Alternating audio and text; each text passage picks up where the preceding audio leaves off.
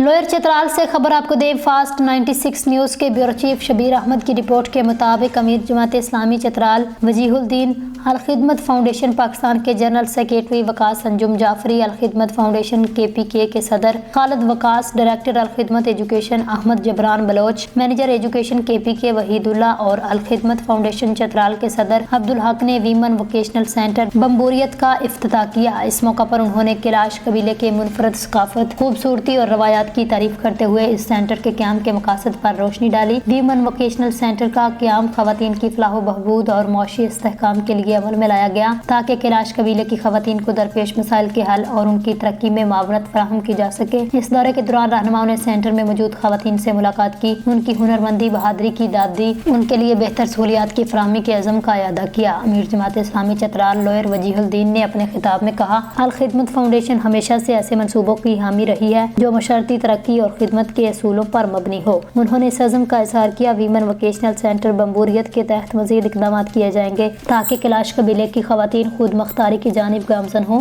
اپنی روایات اور ثقافت کو برقرار رکھتے ہوئے معاشی خود کفالت حاصل کر سکیں۔ ادارے نے الخدمت فاؤنڈیشن کی جانب سے خواتین کی فلاح و بہبود کے لیے کی جانے والی کاوشوں کو مزید مضبوط کرنے کی راہیں ہموار کی ہیں۔